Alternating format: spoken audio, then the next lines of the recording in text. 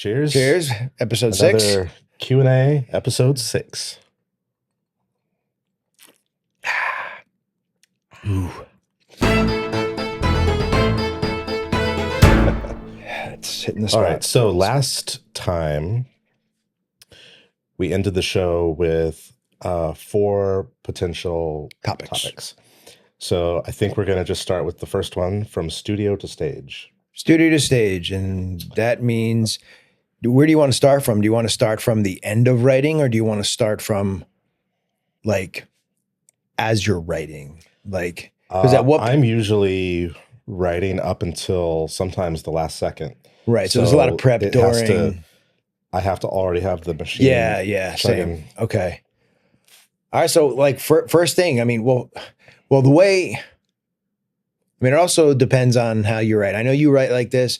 I do my best to write like this, but you try to, I don't try to, but I write in a way to not limit problems for the orchestrator, but you try to break it up. I try to, if I know it's going live. Okay, if I know it's going to go live, what I do is, unless it's like really needed, I don't write multiple things where I'm going to have to do like multiple takes to do. Right, you try to write like, the strings are playing like short stuff and long stuff like at the same time, right? I like to write as if it's going to, if we're going to go to orchestra, to a concert hall, and the orchestra is going to play it all at once. Right. The other was, I don't want to say it's cheating, because the studio and live are two different things, really.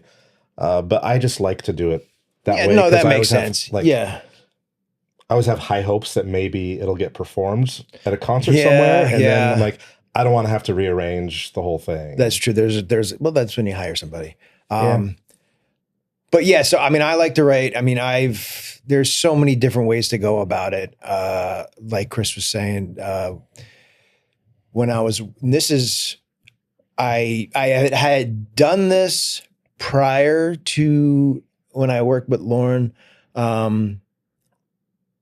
I didn't, like, if I knew the score wasn't going to be recorded live, which almost all but one of my Warner Brothers animated movies got recorded live.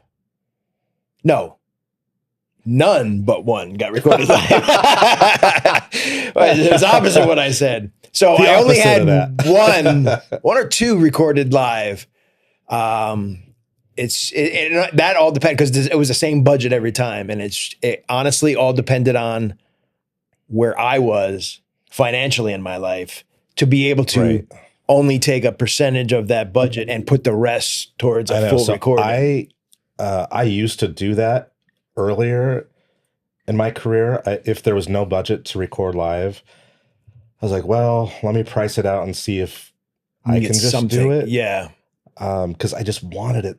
Yeah, of course. So bad. And then you want that as your calling card for your next gig. Yep. And if it's live, it's going to sound that much better and better chance of getting the gig. But, oh man, sometimes, you're working on something for months, and then you spend like all of your money to get it recorded live, to go record it live. And I don't know that it's helped my career that much to that, but it's more of just like a passion project thing for yourself. Yeah, no, it is. So I don't know if I recommend doing that or not. Or I mean, like I really wanted to do it on the last 3, or at least the last Crisis on Infinite Earths film I did, because it was the final episode, final of the trilogy, and the last one I didn't know, but the last one I'd be working on with Warner Brothers, and I just couldn't do it. I needed every penny I got from that. I mean, if you're counting on that paycheck, and they never. I asked so many times to increase the budget at least by 10,000, just so I can do a string section, and then have room for a mixer to mix in, or maybe I would even do it. I've mixed in live orchestra with my samples before. I don't necessarily need much. I mean, this all ties in perfectly. Exactly. Because there's so much because involved. You need, there's a lot of things that I don't do in my own studio that you might, like just like creating your own Pro Tools sessions. No, I don't. I don't. That costs money. I do that. Yeah, it's all the money thing. I never orchestrate my own stuff anymore. No. That's sometimes the biggest part of the budget right there. Is it's almost equal to, not equal. It's very close to our fee, orchestrators. I mean, they make good money. I mean, and rightfully so. They do just a phenomenal job with their craft that, composers do with their craft. But even before the orchestrator, well, you can get an orchestrator going before you book anything else. But as far as Pro Tools, like I've done my Pro Tools sessions before. Sometimes I've had to hire a music editor to set up my Pro Tools stuff, because I'm okay in Pro Tools to make simple edits and do like a soundtrack layout. But when it comes to prepping a Pro Tools session for recording, I'm not sure about the specifics about it. I don't know if each cue is a different Pro Tools session, or do they do it literally in the. I think each one is a different session. It's a session, yeah. Yeah, that's right, because every time they got to wreck it. That's like, here's like, well, this like for games, like a whole bunch of stingers. And then I try to keep that that's in one session, because you don't want to do 5 seconds, 10 seconds of music and then be like, okay, next cue. Like just knock them all out at once. I just do it and put like 2 to 4 bars silence between each one. Right. And then just roll it all the way through. Okay, so we were talking about how we write in our in our DAWs. I like to write even if I'm adding extra stuff, or I'm doubling stuff, or even doing shorts, recording shorts separately and longs. But I was going to say, I got off on a tangent, was when I was working with Lauren, I used to do on my in the box scores, I used to sometimes have, long strings and short strings playing at the same time of the same section. Obviously you can't do that in a live performance, but I did it because I knew I could do it and it sounded good. And yes, it's sort of like, I guess, cheating, but if they're all there, why not just do it? It'll sound good. If you know it's staying in the box and it's not going to go live. Now, when I started working with Lauren, it was the first time I started doing live sessions where we did separate sessions for longs and shorts, and you just mix them in. So it can be done, but the thing is, you got to consider is, does your budget allow you to do it? Sometimes the budgets were so small that we didn't even record shorts. We left the shorts synth. Now we keep on saying shorts, we mean like short, spiccato in any instrument, brass strings, woodwinds. I mean, because it's usually like you'll have like an ostinato setup. So, yeah, exactly. So you've got all the shorts going bum bum ba-da-dum, bum bum ba-da-dum, right. bum bum ba-da-dum, bum ba-da-dum. And then on top of that, now here's, instead of the choir or the brass doing it, you might have the strings also. Right over it. Right. And that's very thick sound. Yeah. That's not a realistic, purist orchestra. Right, because if you're doing it in the purest way, what you would do is you would move that movement of the strings into something else so the strings can do the lyrical line. Yeah, as soon as I want the strings to take over, that's when I give that to the woodwinds. And a little bit of horn. Yeah. To keep that motor going. And that's what's kind of fun about composing, is just like... It's like moving it around and not having... How do I keep that energy? And it makes an interesting piece. Yeah. So... But it's very kind of modern film scoring, or at least it was in like the kind of in the 2000s moving forward, to do like as big an orchestra as possible, which is like everybody playing multiple lines. So you have to record everyone like numerous times. Yeah. I remember the score for, I think it was Godzilla. Which one? Exactly. The Splat. Oh, okay. That was the Splat, right? Who did? He did. He came in for... He did a Godzilla, yeah. Wait, who? Yeah. So I think it was him. They were talking about the huge orchestra they had. It was enormous. It was huge, but when I listened back to it, I'm like, sounds like a normal size. I'm like, I don't get it. Does it sound bigger in the theater? I think there's sometimes just this kind of washout, like, well, yeah, like a, what do you call it, diminishing returns, sort of like, oh, 8 horn sounds amazing. What if we had 16? And sometimes is it's 16 like horns that much cooler than 8? No. Like, I don't think so. no. And a lot of times I think it's a marketing thing. I mean, I don't know what score it was when Hans did the like 15 kits. All the drummers. Yeah. Yeah. I think that was Well, yeah, like it flexing. was marketing, and I think it was just like, I just want to have fun with all these like world-class drummers. Yeah. When you got, that's the thing, is when you have the budget, you can Yeah, then you could waste everybody's time. jerk around as much as you want. I mean, money always equals fun, usually. Yeah, I'm sure that sounded awesome, all those drummers playing. But when in the end, it doesn't sound like you had 15 drummers, in my opinion.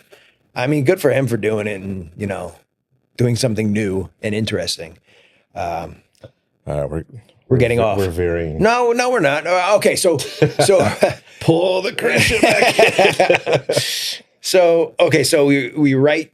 So that when I worked on films with Lauren, that was the first time I had the experience of actually recording shorts and longs together. But again, all of that depends on your budget. Like your entire live journey of recording live depends on the money you have to do it. And then sometimes the money is just enough where you can only do one section. And or even then a soloist, which still right, exactly. You add a it little on top. sweetener on top, and that it sounds great. Yeah, and then some scores, the budget is an afterthought where you get a string session, but it's such a minimal amount of time that you have to choose what pieces in the score are going to get those live elements, which kind of sucks.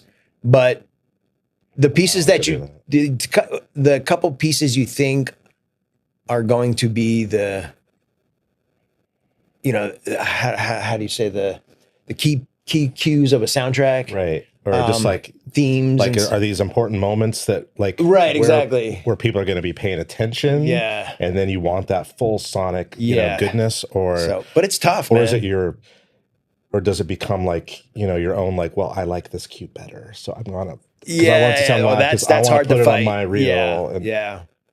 But yeah, I mean, okay, so aside from budget, you still have to go through the same processes. All right, so before here's how I started. I really, really, really want to know before I start even working on a project, if Suno's am I boot going up? to record this live? Oh, sorry. What'd you say? If Suno's going to boot up. Sorry. Sorry, go. I didn't mean to offend you. Okay. My subscription is out. Oh man, those are your best pieces. Yeah, they're really good. Go ahead.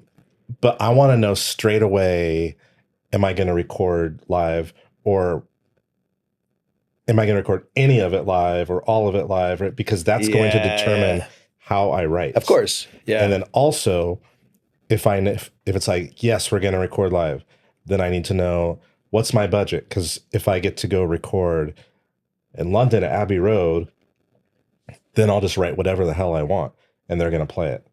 Oh, right. Yeah. It's going to be amazing. Yeah. But if I have a small amount of money and I have to go to an orchestra that's not as good, I want to know that going in too, so that I can write for their strengths. Yeah. And not every orchestra is not going to be top notch. I mean, it's not that we're saying they're bad, but certain orchestras have more experience in certain styles of music. Like I don't remember the score we did, but I forget what orchestra it was. I guess it doesn't matter, but we went there and we went through a couple of themed cues, and the horns or the brass just wasn't poking through. Like it wasn't giving you that Hollywood sound. And I thought, oh, okay, this is what you get when budget's low or whatever. But then, we were doing this for Lauren, and Lauren came in, he zoomed in on a session and tore you a new one. They didn't tear us a new one. He didn't lean into the orchestra, but he was like, "You've got more. Like, give us everything you've got." And then they did another take, and I'm like, "Oh." I'm like, "Okay, it's there. We just didn't know to call on it, you know." But also, I mean, brass is tough because if you just completely blow out their chops, exactly, yeah. then I hope you don't need them until the next day. That's the thing is with 2 days separating later. brass sessions and string sessions is they got to last a whole day, 6 hours or however many sessions you have with constantly playing because you're only doing the brass parts. So you have to be cognizant of that when booking your sessions. Like it would be cool to have, I mean, it's annoying for them, but string 3 hours, brass 3 hours. And, you know, if you're going to record them separately. But then sometimes if you switch days, they come in 2 different days, you might not get the same players. Yeah. That's tough. I've also noticed when booking brass, especially, I want them in the morning. I always thought like, oh, afternoon is fine or evening is fine. But a lot of times they will have, if you've booked brass in the afternoon, they may have been recording somewhere else. Oh yeah, performing somewhere else. That's true. In the morning, and then they come to you already tired. Yeah, you don't want. And then that. you're not going to get that. Yeah, Hollywood that's sound. true. Yeah. I've done that enough times to where, and I've gotten burned where I know now, like, okay, it's talking to the contractor, like it's very important to me that I have the brass in the morning. Yeah. I want my session to be their first session. And if they can't guarantee that, I'll say, well, find me a day when it works. Cause it's not worth it. That's true. Yeah. So there's that to take in. I mean, there's a lot of stuff to take in consideration. Okay. So as you're writing, you have to, not before you're writing. Yeah. You want to know how you need to be writing for what ensemble and so forth. But after that, you need to find an orchestrator. Like if you're just starting out, you don't have an orchestrator. Yeah. Like you need to either word of mouth or. And I used to do my own orchestrating early on. Like I had a couple live gigs and I would do my own, but I didn't really, I knew like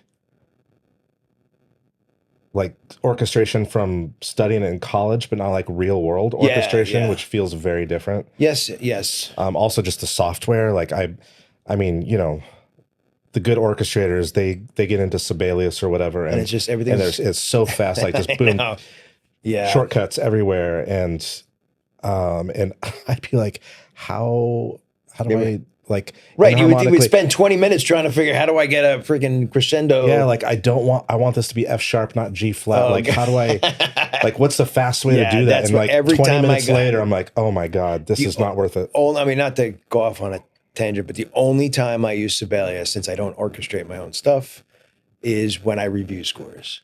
Like people like to review, I don't understand. Like people like to review them in PDF and listen back to their score. I'm like, well, why not just ask for the Sibelius files, open them in Sibelius, and it plays it back for you. And you can just hear and see everything that's happening, you know, right there instead of trying to follow along with the PDF. I mean, that might be lazy, but I could see it right there. And if I need to change a note, or I can just adjust it to see if I'm hearing right, or it needs the note moved or whatever. Yeah. But PDF, that's why it's I try to actually go to my orchestrator's house do that with him in Sibelius. Like we'll listen to, and usually it's like so much music and it's something that I wrote, 2 months ago or even longer. And you forget everything about it. I've kind of forgot oh, what is this? It's whatever, like Snowstorm 3, Yeah. And I'm like, I don't know what that sounds like. So I'm like, okay, let's listen to my mock-up and then go through Sibelius, play it back. Yeah. Let me see the whole thing. And then I can hear things that might be different, either that the orchestrator has added where it's like, oh, that's super cool. Like, wow, thanks for doing that. I would have never thought of that. Or sometimes doing something where you're like, no, my intention was really, really this, and you've changed it. Like, go back to what I wanted. Right. And that's good being on site with the orchestrator for that, to get it nipped in the bud right there. Otherwise, you're going, there's back plenty and of people forth. that review their scores almost like during the session. Like it goes to the orchestrator and then they trust them enough to have like not do the feedback part and then go to the session and then you're hearing it, the orchestrations for the first time. Yeah. That would freak me out. I don't I've like done that. that on some cues. I have too, but I don't like it. I don't mind. Like the orchestrator that I used through Lauren was Adam Price, and he proved to me that when I have sent him my stuff, that I every time I looked it over, I'm like, this is excellent. This is excellent. You know, there's no changes. So there were a few times where I'm like, I trust you. Do it. If you have an opinion on something, I trust. You know how I write. You know, I trust that you do it. And I haven't. I sometimes I don't review it. And I'm like, well, just we'll see it at the stage. And Yeah. it's never failed. So yeah, I mean my guy too, never any issues on the stage usually. It's but I do like to review it ahead of time. Yeah. And let him know like I approve this cue. Yeah. And then if there's something that's weird later, then it's like, well, I approved it. You know, that's on me. But it's going out of order a little bit. But one thing I've regretted doing or not doing during a session, I guess not doing, is not speaking up for something that I hear that bothers me. Because sometimes you've done like maybe you've run this part like a bunch of times, and you can tell after you do it so many times, the orchestras they kind of get like they lose it and just become robotic. They're just not just that, they're just like, we think it sounded fine, like you're asking us to do it again, and you know they're not hearing what I'm hearing. But sometimes they're also not there to please themselves. They're there as I know, employees. But it's a room full of people that have, I get it, that have emotions. I know. But sometimes we'll have been correcting something, but I'm also like, there's this other thing in there too, and I just never like be like, wait, stop. I have this other thing too, because we're so focused on getting this one thing right. Right. And then we finally get that right, and I don't want to make them play it even again. Go back to punch it in. Yeah, I just feel if it's like, oh, I wanted a slur between these notes, and you're playing it like disconnected, and nobody in the whole world knows but me because it's my intention. Yeah. And everybody will think that's just what I wanted, and it'll sound fine. But I was just listening to something of mine today in the car while I was driving. You were hoping to hear that. And I heard this, I had forgotten all about it. And it was a violin solo, and it was supposed to be more connected, and it's very like and you wanted to be but that's the way it was written. And at the time, I think that it was like we had done too many things where I now felt bad to bring it up. I'm like, oh, it'll be like fine. Or the other thing is like, oh, we'll just fix it in the mix. Like that, it is so hard to go back and fix things in the mix. And then especially when it's a playing technique. Yeah. And that's kind of impossible. Yeah. But, or if something's like there and you go, I think we had it in another cue. Like, oh, and it's not there. Yeah. I wish that I had the budgets to be able to like, let's stop. We're going to go through and make sure we have it. Yeah. And like, we might have to go through 12 takes. That one thing, just time starts to fly. And it's expensive to sit there and just like listen to stuff. But man, that's the thing I always regret, is not speaking up for myself during a session. Yeah. If I start to feel sheepish about it, and I don't want to be a dick, you know, I don't want to be that guy where they're like, oh, the composer has notes. But it's like, but the composer does you're the have face notes. of the music. You're the face of the music to the client. So I'm trying to be better about that now. So going back to hiring an orchestrator, or just the orchestration process before that, what you need, I mean, I don't know if, I'm sure you do, I don't know. But you have to make your sessions as clean as possible. I don't do that. You don't? No, well, I actually, all my sessions, I always quantize. Yeah, but sometimes you can quantize, but the end notes are overlapping, which a lot of times. That's for the orchestrator. And then he's got like a team that does all the MIDI cleanup before it goes to him. Because they can do it so fast, and I'm still writing as cues are going out. And now I've gotten used to not doing it also, and I don't do it. Yeah, I try to clean it up as much as possible so it is less work on their end. And it's not that much trouble. I mean, because I'm in there anyway. I have to export the MIDI. I have to print the click track. I have to. You print the click? Oh, yeah. You have to print the click for the Pro Tools sessions. No, you don't. Yes, you do. No, you don't. You should. No, you just have. That's why you have somebody do the Pro Tools sessions for you that matches up to the MIDI so that you can just use the Yuri click or whatever Pro Tools uses. Nah, you always, for any reason, you always print the click. Always have it in your stems folder. Always. You don't know whose hands it's going to go into next. It's always good to have it. Anyway, well, so I'm sure it is, but I don't think I've done it. For orchestra sessions, you have to obviously stem out all your non-orchestral stuff. I mean, sometimes you can get away with a stereo mix of it, but at times on the stage, you want to hear maybe certain things lowered or certain things raised as far as synth, bass, kit, or whatever you're not recording live. So you don't like I have two sets of stems when I export. I have stems that I export for the full theatrical mix, which is very granular of everything. But then the stems I export for live recording is very simple. That you broke it down into synths. See, bass, I do it also like very granular, and I don't merge stuff together for the sessions because you give them everything. I don't want to do stems more than once. I hate doing stems. But I mean, this is a whole other conversation. But you can do stems in one pass. You don't have to sit there for each one. I know, but yes, if that's the way your template is set up. Yes. But mine is not set up that way. fucked right now. In that, I think we talked about this before, but I got my new computer and everything. And you didn't get a new template yet? No template. No.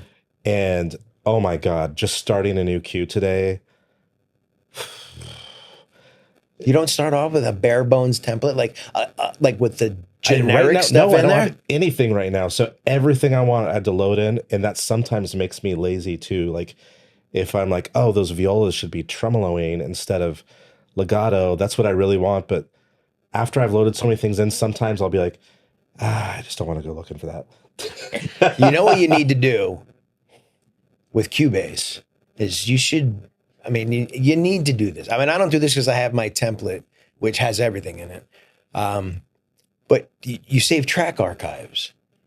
Like you have whatever library, your main libraries, or whatever, all your libraries. You set up Violins 1, it has everything you need. And then you select them all, save track archive. So that, say there's 30 tracks in your Violins 1s. I don't think my Cubase has that. Okay. That's funny. But that's a conversation for another. But yeah, you need to do that. Conversation for us. Yeah. Where you come over and you show me how to. Or you just have a template with everything loaded. I know. No. But what I'm saying is you have template with everything loaded. So then if you're in a queue, you go load tracks from, I forgot what the file menu name is. You can load tracks from another project. So that project opens, it says, do you want to activate that project? No. You say no. And then, no, I'm doing it wrong. But there's a way where you can import from another project. To do from I know we went off on a side, but stage or whatever. But this is the shit you need to know as a professional composer. Well, you could tell me later, but I do have a guy that's going to set up I have a guy template for me, and he does all of the cool shit, all the leveling, and pre-mixes it, and does all the adjustment for compensates for. He does your gain staging for you. Just say yes. Yeah. Okay. Yeah, he does that. Okay, so all right, so we were with prepping the MIDI and the session for the orchestrator, which you don't do. I do, but you have somebody that does it. And then it's off to the orchestrator while you're still writing. Now, I don't know how all orchestrators work differently. They rely on the MIDI information if there's a question. Like I know they bring the MIDI into Sibelius. And then they reference the we call it the 2 mix, the stereo mix. Yeah. That's why I also don't like to. I haven't used key switches in years and years, and I know it's probably pretty, because of that. I know most orchestrators now they see weirdo bass notes, and just know like that was key switch. Yeah, but then they got to guess or listen really hard at what it is. Yeah, what the key switch is. Yeah, no, I like everything in there labeled. Same. Yeah, each track has its own trill, articulation. So you know that. Yeah, for sure. Except for, actually, not I'll often. Actually, no, that's irrelevant. Never mind. I was going to say something about ensemble patches, but I still orchestrate it in the sections, and I just throw the ensemble patch in there just as a little beef in the mock-up. I don't like those. They don't like you either. All right, so it's at the orchestrator. Now they're doing their thing, and you sit back and you wait for stuff to come in, and you review it. And at that point, I mean, during that whole process, like things are happening all at once. Like you have to find an orchestra that is within your budget. And there's plenty of orchestras out there. European orchestras are very affordable. If it's a union gig, which is very rare these days. Not all European. I wouldn't just say like European. I would say like Eastern European is a little more affordable. Yeah. Okay. Yeah. Like if you go like Bratislava is more. Austria, Vienna's a little bit more expensive than Bratislava or Fames. I don't know where Fames is. Fames, Bulgaria, maybe. I think so. Anyway, they're another orchestra, and then London, or forget it. But anyway, so you have to find, and they're all on the internet. And you just contact the person, head of contact that's on their site. You talk to them. You tell them your budget. You tell them your orchestra size. Or actually, you don't even tell them your budget. Sorry. This is how I've done it in the past. Okay. I just say, I need this size orchestra for this many days. What's the cost? And then they give you a spreadsheet of everything that they offer. They'll give you the per day or per session rate. They'll give you they'll itemize everything. And then they say, if you want a camera crew, this and that, right, and you'll have that quote. And then you break down that if it doesn't fit in your budget. Yeah. Why are we shaking your head? Oh, because well, first of all, that's another thing. You've like, okay, how do I've written my music. It's been orchestrated. Which is part of your budget. Yeah. Now I have to find an orchestra. If you haven't done this before, where do you find an orchestra? Who do you talk to? Like, because you have to talk to the contractor. Yeah. And some orchestras are great about responding. Some of them just ghost you. Oh, really? Why? I don't know. I've never had one ghost me. Dude, I put in a request to not at Abbey Road, but somewhere else in London recently asking for a quote. Never heard back. Is your face on your webpage? God, you're so mean today. So I've never contacted. And I don't like that because usually there's not usually a lot of time. And also, oh my God. And another thing before we get too far is if you know you're going to record and you know what your budget is and you have an idea where you might want to record, book it as soon as possible. Mm-hmm. Like figure out your date. What's your drop dead date for turning in an entire mix? Then start working backwards. Like, okay, I've got to get the music. May 1st is when everything is due. Final mix, final everything. You're 100% done. And then you think, okay, how long does it take to mix it? And then go backwards. It's going to take a week or it's going to take 2 weeks or whatever.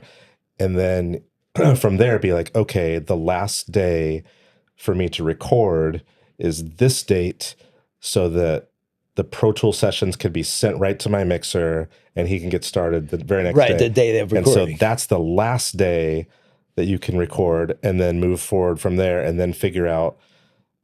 So anything before that time is fine to record. You just have to make sure that you've written the music in time. So that helps me Right, yes, know of like course. how fast do I have to write, because it could be like if you do it early enough, you're like, I've got working backwards gives you the cutoff date of writing. Yeah. Or cutoff date of orchestrating. Well, cutoff date of getting everything totally done. Right. Yeah. To the orchestra.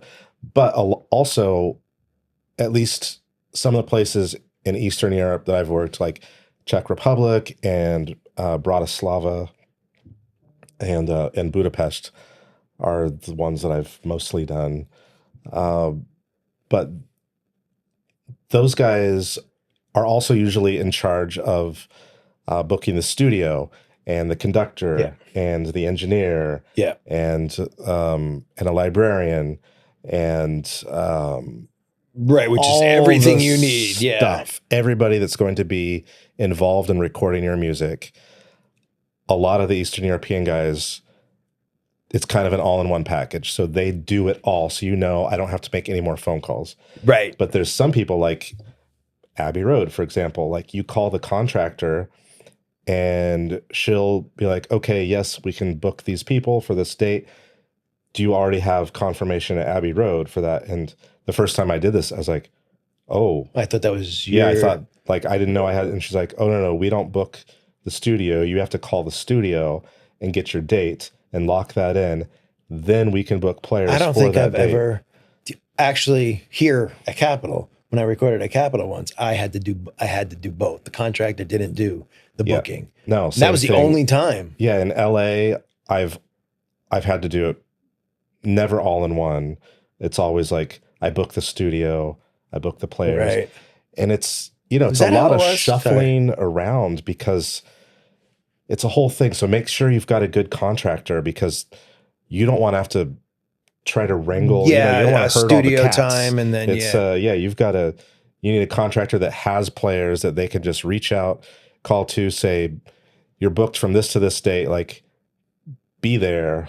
Right. Yeah. And then, but doing that and trying to get the studio locked in and get your engineer locked in. Yeah, they have to do everything. They've got like a house engineer you're going to use. Right. And a Pro Tools person at the same time. And it's a lot of moving parts. And if it's your first time doing this, actually, if you've got something coming up, I totally drop a note on our video, and I'm happy to reach out and like help as well. Oh, yeah, that's right. Yeah. Speaking of should I mention it or no? I don't know. What are you talking about? When I recorded here for my solo album, where I did the string session, that was through you. Cinema scoring, yeah. So did I book the studio there? Or did you guys take care of that? I think we took care of it. That was at the bridge at the time, right? Yeah, okay. Because it's annoying. I don't want to. If you can just hand that off to somebody, that's like a whew. Yeah, of course, because it's very stressful spending all this money, and you don't want to leave anything like to chance, or like, did I remember to do this? Did I forget? Like, and the studio provided their engineer and Pro Tools operator, so that was nice and convenient. And then, even for that, like, we'll get there early. Like, the music is printed. We have that put out on the stands because somebody's got to do that. Yeah. And if you're looking at like a bunch of stands, I mean, it could be like, okay, where are the oboes? Where are the bassoons? Where's this? Where's that? Where does first violin become second violin, becomes viola? You definitely need. You need somebody that just like has take care of all that, done it, or else get there early and talk to the engineer, and they'll know as well. See, I've only done all of my scores I've recorded live have been not all. I've only recorded one union score here, and I don't remember. This was back in 2000, and that was one too many. What? I think I'll probably get whacked for that. Saying that. 2007, I think it was. We recorded at Warner Brothers, but I don't remember if I hired the copyists or it came with the package. I forget who my contractor was. Oh, I think it because might have been. orchestration and copying are also two separate. I know. That's what I'm things. thinking. I forgot who I used as a it was the John. He was a tuba player. He also was a John Van Houten. So I don't remember if he got me actually no, it was Chad. He played tuba and did copying. He was a contractor. He didn't do copying. Oh, he was okay. a contractor. It's like, and he's just like Alan. He's got a Dippin' Dots franchise. This guy's everywhere. But I don't. It was so long ago. I don't remember how it all went down. But where were we in the lineage of the progress of the orchestrator booking? I feel like we have to keep.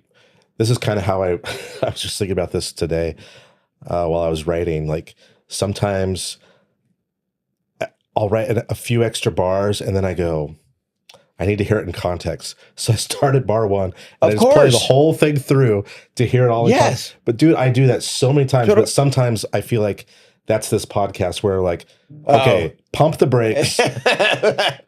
Let's review what we've done. Let's go back to the beginning. Okay, you got the gig. Right. We got to review it all so that we know.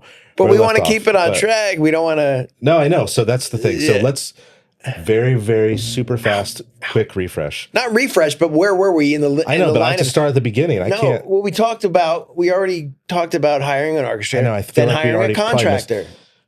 It's so hot in here. I have the air on. God damn. Dude. Maybe you're just going through menopause. Maybe.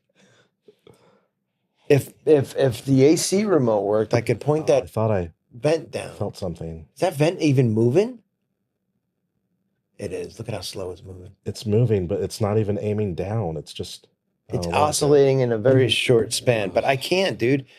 I'm gonna turn the air up or the fan up. And it's probably gonna come through on the mic, and I'll have to do some noise cancellation. I'm not used to wearing shoes over here. I think that's is that what's cool? That's what's making you hot? The shoes and the hat. I'm like, oh yeah. You're so covered up today. Showing way less skin than normal. Yes, I know. Being very conservative today, Chris. We have to rethink our relationship. Anyway, so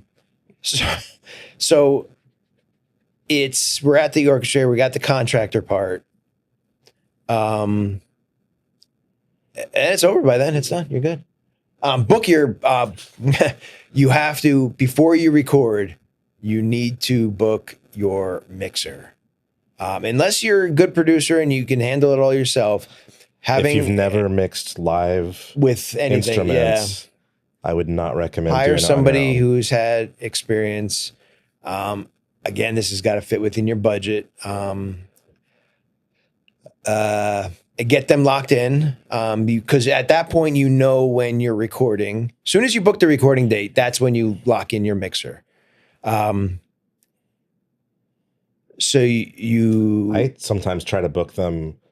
But how do you give them dates? Well, if I know I'm going to record in October. Well, that's what I'm saying. If you have your dates. Yeah, but even if you don't have it locked in, then I put my calls out and hey, I've got a big gig coming up that I need you to mix. Got to be a big gig. In October. Hey, I have a gig coming up. No, it's a big gig. You're gonna fucking flop your. Sorry. If you're recording it live, come on. That's true. It's big. There's no small gigs. They're all big gigs. No, they're all big gigs, especially with live orchestra.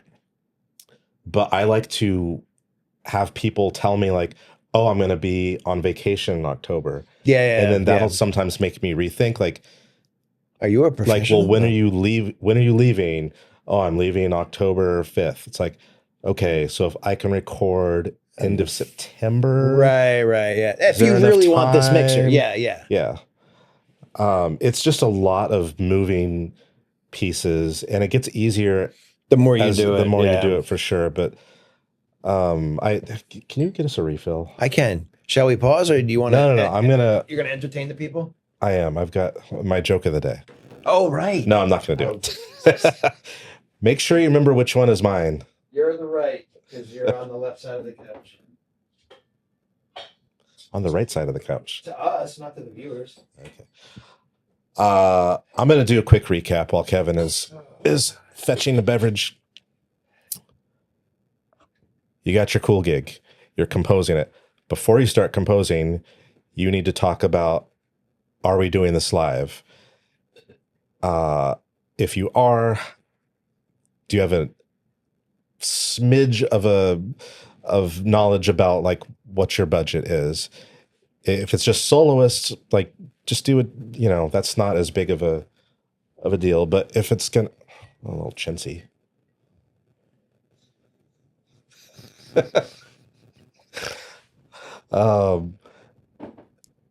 So know like what size you think you might be looking at, and then you'll know like, okay, well, I can get 30 strings here, or if I do it here, I can only get 20, or if I do it here, I can maybe get like a quartet, or thank you.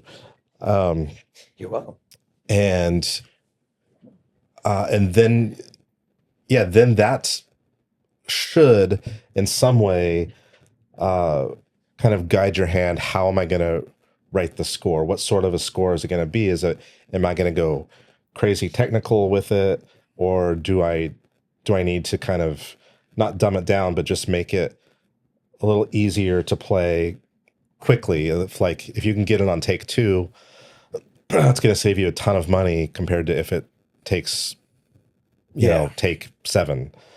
And that's just something you gotta plan for, because that costs money. Yeah. All right. From there, get your orchestrator lined up, and do that whole backwards thing. Find your contractor, find the studio, get your date picked out. From there, start working backwards. When do I need to mix? Get your mixer on the horn. Find out their availability. Can you finish it by this date? Like, okay, yes. Like, when is, and then, you know, the orchestrator, because you want them to be working not when you finish the score, unless you've got so much time like ahead of you. But yeah, I never do, or hardly ever do. So it's like I'm writing music as I get music approved. That goes straight to the orchestrator. Yep. And so they're working, that whole team is working while you're still composing. And then at the end, you all finish, like, except they're finished usually. They're finished a lot late, not a lot later, but more closer to the finish line than you. Yeah, well, and that's just kind of the gig. It's high. Yeah. It gets high stress when you're recording, for sure. Yeah, especially, one thing I want to mention as far as film goes, because of you have your final day where everything needs to be delivered to the stage. And you do the backward thing with booking the dates for the orchestra. Now, films are never finished. There's hardly ever are you working on a final cut. What you work on is the recording cut. Like, because they'll keep on sending edits and edits and edits, and you have to get with the music editor who has contact with the editors, and the whole production team. You have to say, okay, this cut needs to be the recording cut, because you have to start getting stuff to the orchestrator. And so you want everybody on the same page as which can be the recording cut, because the music editor is going to be the one that has to do the changes if there's any more visual edits in the film. I feel like maybe this is too, like, what's it called? The baseball thing, like insider baseball. Is that it's too insider? Is that what it's called? You know, when you're like so. Really in the weeds on something. What's that called? I don't know. Something baseball, like where you know. I'm sorry. That's a thing. You're a baseball guy. I know. That's why it's not ringing a bell. Okay. Anyways, but I think that's like, let's maybe not worry about so much of like Wait a second. getting cuts at no, because that's now But that's part of the process. I know, but maybe that's more an advanced one. Like that's like another thing where we talk about Listen, film. man, This is now just a like get your music from your computer to the studio. Fine. I think that you're going like too deep right away. This is Leave a comment if that tidbit was a little bit informative. Thanks. Insider baseball. I think that's what it's called. Okay. I don't know. You run with that. All right. Sorry, I just felt like that's part of the process for us. I know, but that I mean that's specific to film and TV, really. More film, I think. Yeah, definitely. Film, That's not really a game. Okay. Thing, but we're not talking about a game thing. We're talking about the whole process. I know, but that's just it's very specific. All right, man, let's go. And it's we're very going outside. deep. Come on. And Going behind the dumpster, gonna fight. oh shit. All right. You ready? I've been doing a little kickboxing, by the way. Kicking the side of your bed is not kickboxing. Stubbing your toe. Hey, okay, fine. All right, so I'll edit that out. Don't edit it out. I'm just saying that. I was kidding. I'm not. I know. All right, so And then there's a few things when you're in the studio that that you need in there too that might not be totally evident. And one is so you're there, you've got your booth score that hopefully your orchestrator has, or your librarian. Yeah, of course. Which is a lot of times my orchestrator, but so the librarian is someone that's going to put the music out on stands, and they're going to be on standby if there's a change, if there's like a wrong note somewhere, and sometimes you'll be working on a cue and it's like, oh no, something happened. There's a mess here. We can't figure this out right away. We're going to pick that cue up later, like after a break, move on. So then during a break, the orchestrator and the copyist can get to work on they'll like fix it, and then the librarian will like take those changes, print out new scores, new music for everybody, put those back on the stage. So it's another important role that you can do yourself too if you've got the means, but that's just something to think about that's nice to have. Your engineer, obviously, and you don't really want your engineer to also be running Pro Tools. Yeah, you usually want two guys in the booth. But a lot, like we were saying, a lot of the contractors, that's all part of the package. Like they'll have their engineers available for you. They'll have the Pro Tools. It's just part of the studio rental. It is. Like it comes with it. The all-in-one package is nice. Which is super nice. Unless you have very specific people that you want. Right, exactly. Yeah. And then something else that's often overlooked is a score supervisor. And for me personally, this is different for everybody, but I cannot listen to the score on my own in the booth and give notes that are going to make me happy at the end. It's too much. And one of the things that's too much is just the emotion of sitting there hearing your music live like that. Yeah, because a lot of times you're like, that's great, I'll take it. Because it sounds amazing, right? Exactly, yeah. And then, so it'll be me, and then I always let my engineers know, especially if they've got great ears, like, please, like, give me feedback. If you heard something and I didn't, don't just say, okay. Like, if I say, like, that sounded great, I don't want a yes man. Like, tell me, like, well, right. I heard something at bar 42. Be like, oh, dude, you just saved me. Yeah. I mean, I've had experience where a lot of the times the engineer hears it or the Pro Tools guy hears it. Yeah, like I want everybody in the booth to be listening if possible. Yeah. So then, and some engineers just don't like to do it, or those are the ones I've honestly stopped using. Yeah. And then I usually, especially if it's in town or not somewhere that's too far, if my orchestrator can travel with me, I bring him along as well, because he knows the score probably better than I do. And so I'm counting on his ears as well. And then I have an additional score supervisor that kind of sits behind us. And for me, she is the same thing, like listening, and just like very critically listening. And so like I get her the score, all the music beforehand, so she knows what it is going in and like understands what the score is Yeah. supposed to sound like. So is like can quickly be like, oh, that wasn't right.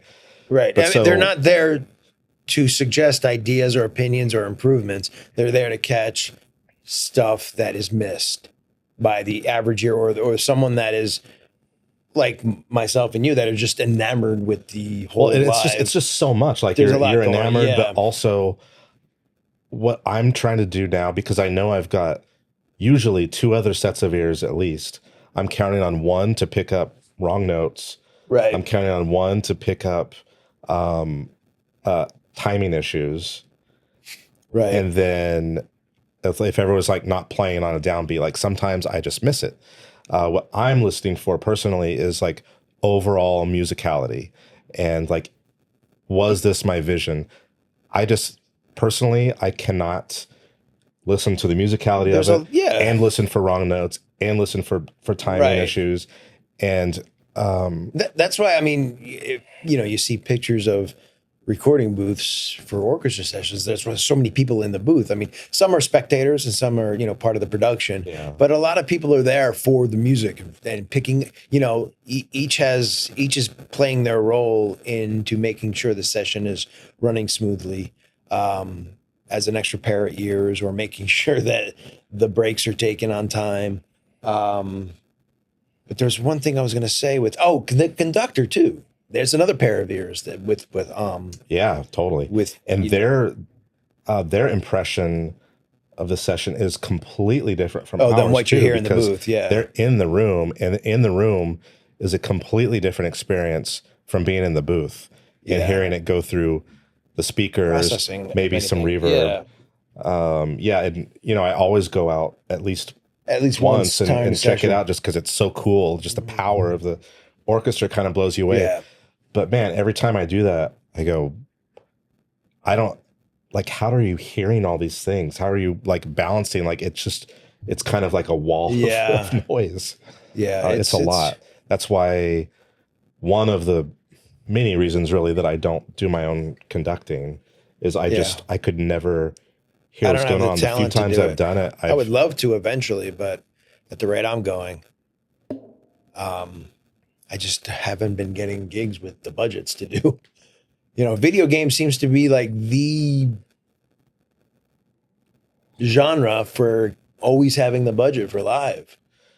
It's not always, but it seems and I don't know. I mean, there's so many not. games. I would say that maybe I mean, with all the games that are being made, I would say the majority are not live. Actually, it just happens to be after all my years in the industry. Right. Yeah. Okay. The projects that I'm getting happen to be live. Right. That's true. Yeah, because majority of my stuff lately, not obviously, but the budgets aren't there. But it's just, again, I could be, if I didn't need the money from the project, I could get live every time. Yeah, exactly. If I didn't need to pay a mortgage, health insurance, food on the table. Man, I know if I win, the $1 billion lottery, I'm recording everything at Abbey Road. Yeah, exactly. And that's basically, I mean, I know there's a lot more to it than we've pointed out, but I mean, that's basically the, I have to get up and get something because I want to recommend it. Haven't actually. Are you leaving this studio? Read through it. Oh. Is this your book? That's not mine. But I want to give the dude props. What is it? And this is a book that was recommended to me by an intern that I had. It is, I hope Shie Rozow. It's a book. It's called Preparing for Scoring Sessions, a guide for media composers and their teams. Well, show them the cover. So I was actually going to take a picture screenshot and put it up on the screen. So, and it literally goes into way more depth than we hit on. It might even have different opinions. I read through a little bit of it. Is it too much information? It is a lot of information, but it's good. And it talks about Pro Tools session prep. I mean, At part 6 already? the best way to learn this is to just Do it. Yeah. And do it again and do it again and do it again. Even if it's just a soloist. There are so many things you're going to learn from just recording a cello or a violin or a flute or whatever. I wouldn't put that on the same level as prepping for orchestra. No, but it's still, you're going to learn a lot. And there's just the whole recording process is, there are similarities. Very. They're both involve instruments. And I think we covered, that's an hour. Yeah. Has it been an hour? It hasn't been an hour. Oh, and I think we stayed pretty. We were pretty good today. On top. Is there anything else you'd like to mention this week? Since we've had 3 weeks without an episode? I know. Well, have you done anything interesting? I got sick. You got sick. And then I went on a 11-day road trip up California. That was 11 days? Yeah. That's right. That's what we discussed at the end of our during our last episode. How's your ear? Still crappy? Much better. Much better. Wow, it's been a while. But it's still not perfect. And I can kind of hear that it's affecting my voice a little bit too. Maybe you need one of those things in Wrath of Khan where they go in and maybe that'll clear it out. The bug that goes into the ear? Crawls into your ear. Dude, that messed me up. I don't know. I'll give it some thought. Probably not going to put any bugs in my ear though. Oh wow! Watch out when you're sleeping. Coming in with little tweezers and putting something on the side of your head. Anyway, but I don't think I've had any more news. I'm just working on some stuff that I don't think I can talk about. Yeah, I'm looking for stuff that I wish I wasn't allowed to talk about. Work has been slow in the film and TV for me. But last week I did go to my first time going to the BMI Awards. Of course, last year I was invited because I won, and I didn't go because I wanted to watch my boys' last high school baseball game. Dumb. No, I don't regret it. But when I went this year and I saw everybody going up for their awards, I'm like, oh, it would have been cool if I came last year. You should have done it. They would have understood. Yeah, but I wouldn't. You've gone to like 500 games. And I would not change a thing about that, ever. Well, anyway. I'm not a dad, so exactly. I'm just like, go to the awards. Yeah, exactly. Fucking kids. But that was fun, man. It was, I mean, obviously it's all composers and some music executives and agents and stuff and PR people. But it was a lot of fun. And I think I mentioned this early on in our long-running podcast about when I was starting out, I didn't want to hang out with composers. I wanted to but make connections with filmmakers, directors and producers, because those are the people that are going to need composers. Right. That didn't pan out well for me. It certainly has. You would have never worked on all those Warner Brothers. That wasn't because of my connections with friends I made. That was, okay. If you want from talking to other composers. No, but it's not from the way in a way it was because I made friends with the director. I scored a couple of his films, and the director or the producer of the Warner Brothers stuff hired me based on those scores. So it's not a one-off type of, benefit. But anyway, so I always saw I think I mentioned this, that when I was younger in my career, that other composers were adversaries. We're all going for the same thing. Everybody's judgmental. And I never wanted to I had a few friends that were composers, but my goal was not to hang out with composers, which is very shallow of me because the later part of my career now. Everybody thinks that, it's. Do they? Oh, well, I don't know anymore. I mean, every generation's different, but ours certainly. I feel like we're launching into a whole new podcast here. Well, let's just keep it short. Okay. But, all right.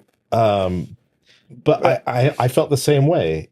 You don't want to be too close to these other guys because they're going to stab you in the back or something, or take a gig, or Right, you would right. never. I mean, we still don't really do this, but like tell each other like what we're pitching for, because No, yeah, that's it feels a little that's like a bro secret. code or something. Yeah, like, it's like oh really? don't jinx I it didn't- almost, Well, Yeah, no. yeah. I mean, I don't think that, if I told you like, oh, I'm pitching on this new, like it's some amazing Lord of the Rings game I've been wanting to do it, then, I don't see you going to your agent and being like, hey, I heard there's this Yeah, no, Lord of the Rings no, game. no. It's, but there, I don't know. But anyways, so I was the same way, but I do have to give props to another composer that did help me out actually, and he didn't have to, but I was on a panel with Will Rozow Okay.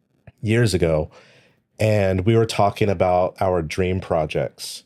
Like, what IP would you love to work on? And I mentioned Star Wars. Right. And, he used to be at LucasArts in-house long, long time ago. So he had his Star Wars experience, and now he's gone on and done like a bunch of other Star Wars stuff. He's fucking insane. Man. But he was working on a game called Vader Immortal. Yeah. Okay. And he was on that? He was. Before you? And yes, I mean, he was the composer for it. Right. But he got super slammed with another project, and he told them, this is what I understand, is that he told them like, we need help because I can't, like, I'm so slammed right now. And they're like, okay, great. Who do you think could take over for you? And he mentioned me because I had written a Star Wars demo that I recorded live, like on my own dime, actually. Yeah. And it was purely a like, I'm going to do this so I can pitch myself for Star Wars, because I really, really wanted to work on fucking Star Wars. So yeah, I wrote a piece, had it orchestrated, had it recorded live. Right. And Will had heard it, and he thought it was good. Right. And so he presented my name plus my demo to these guys, and they liked it. And then I took over Vader Immortal for him on episode 1, and then I went on to do episode 2 and 3 all by myself. Right. And like, holy crap, I got to do Star Wars. Right. And that would have never happened if I hadn't befriended Will. Right. And then he obviously did me a huge solid. So, yeah. Will, I've told you before, but thank you if you ever hear this. I mean, and I think, the older I've gotten in my career it's like, I don't know if I feel less threatened, that I don't mind. I mean, the camaraderie within the composer community is actually fucking awesome. We're all in the same boat. There's enough projects to go around. Not everybody's going to be on the top projects, top series, top films. Yeah, It's just and our whole like Venn diagram like really overlaps with each other a lot, and that we have so many things in common. So right, like, exactly. why wouldn't you be friends with these right, people? exactly. And you can just if you don't know a composer and you start talking, you immediately have, like you said, so much in common that you can become friends. I mean, obviously everybody's got different personalities and stuff, so that comes into the equation. But it's like when I went to the BMI, I could just go up to anybody and we start talking. Or if I was introduced to somebody, you immediately start talking about. And it's funny, I think Greg knew him, introduced me to a guy, and the guy worked on a series that I wanted to pitch for, or I pitched for and didn't get. And he's like, I'm like, oh, what have you worked on? And he was like, oh, this series. And I'm like, fuck you. I was like, I wanted that series. Outside by the dumpsters. But I 5 minutes. didn't say it like that. But I was happy for him that he worked on that. And he kept on apologizing to me because I didn't get it. And I'm like, dude, it's fine. I'm like, it just wasn't in the cards. But that's the type of people that I think is the composer community. We're all the same. We all are, in touch with our, I'm going to say Feelings. emotions. What's that? Feelings, yeah. And in a way that we can relate with each other very quickly. And it was great. It was at BMI. There was just a shit ton of them to gather and talk. And yeah, I mean, we've pitched on the same thing numerous times, and well, I can think of two, and both of them you got. So no, yeah, no. yes. The one was the video game way back when, Yeah, and the other one was it was an animated Teenage Ninja Turtles. oh, that's right, because you had the connections with They Nickelodeon, wanted me. right? But Warner Brothers put their fist down. This is No, I think before you knew the director. I did. Yeah, Because I worked with him on all my other Warner Brothers stuff. I'm pretty sure, if I remember the story correctly. That's why you don't know. My demo was better. I never heard your demo. Oh, I just listened to it the other day. I wanna 'cause hear I it. was scrolling through my folders. And I'm like, Teenage Mutant Ninja Turtles. I'm like, oh yeah, I didn't even have to write a demo yeah. Well, because all my stuff was in. have we pitched against each other where I won? I don't think so. Why do you say one? Well, it's you win or you lose. No. Whatever. I want to hear your word demo you though. want. I want to hear. Okay. Anyways, this and then feels like I'm gonna think it's way better than what I fucking wrote. Probably. it is. Oh for sure. wow! Did you hear my score? No. No, I couldn't watch it after I didn't I get didn't say it. watch it. You can listen. Actually, there was no soundtrack release, and there's a lot of fans mad about that. I don't know. I can't even get it out. All right. Should Anyway, yeah, we should wrap it we up. end this? I mean, I feel like now we can just hang out and talk about Ninja Turtles. Yeah. But it's Yeah. not necessarily fun for other people. So we don't need to talk about it. I mean, it's fun for us. Oh, fun for the other people that watch us discussing it. Oh, I see. This doesn't need to be podcast anymore. Yeah, no. Okay. All right, we'll pick up next time talking about something else, obviously. Yeah, we've got 3 more Topics. I And think- hopefully we're going to try not to have such a long break in between. Things got hectic. just life One happens. of us are sick. Yeah, so And none of our sponsors have come through. we've never really contacted them. So that's probably why. But I think you did. You tagged them though, right? Oh, I tag them every week. Yeah. Heaviosity, Real Crafter. But I'm going Let's to go, guys. I'm actually this week I'm going to reach out to a few and just to see if there's some not even sponsors, but like a partnership of some sort. How we can go about partnering up. And they're going to look at our follower account and they're like, no, thanks. So spread the word, man. Yeah, humble beginnings. Yeah, I know. It all starts like this way. It's like we're Steve Jobs in a garage. That's right. We're Lucas with, some Legos and Right. a dream. Oh, God. All right. All right. Thank See you you. next time. Thanks for watching if you made it. Yes. Thanks, guys.